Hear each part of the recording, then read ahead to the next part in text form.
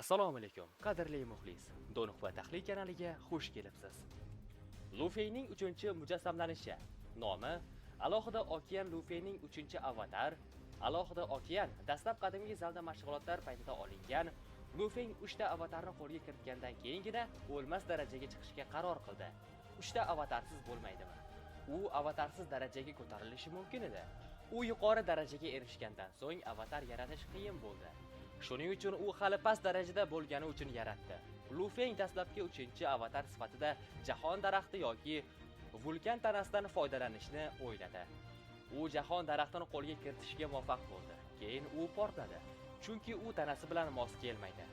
Shundan so'ng u bu yerda ko'tarilgan alohida okeanni yaratdi. Alohida okean ikkita asosiy qobiliyatga ega. 1. Okeanning o'zgarishi. Nomidan ko'rinib turibdiki, bu qobiliyat okean shaklida qoladi. Bu holatda u tengdoshlari orasida deyarli tengsizdir.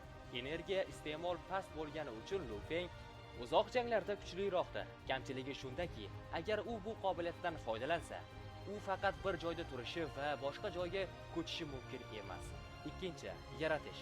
Bu qobiliyatdan okeanning o'zgartirish qobiliyatidan foydalangandan keyin foydalanish mumkin. U har qanday tirik mavjudotni yaratishi mumkin. Agar sizda yetarli kuch bo'lsa, siz xohlagan narsani yaratishingiz mumkin. Qudratli mavjudotni yaratish uchun ko'p vaqt kerak bo'ladi. Quvvat qanchalik katta bo'lsa, yaratish uchun shuncha ko'p vaqt kerak bo'ladi.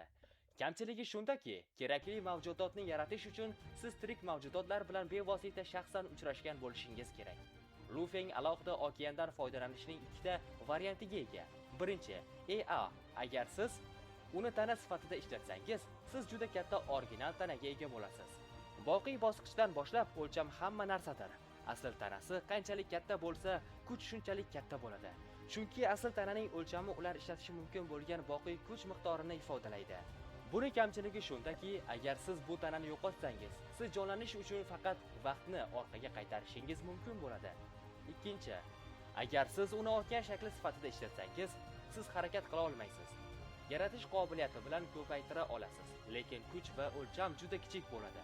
Masalan, agar tananing balandligi 60 mil bo'lsa, yaratish tomonidan yaratilgan avatar atiga 5500 mil bo'ladi. Bu kamchilikdir. Afzalligi shundaki, u atrof muhitdan kosmik energiyani osongina o'zlashtiradi va doimiy ravishda o'lmas energiya bilan ta'minlanadi.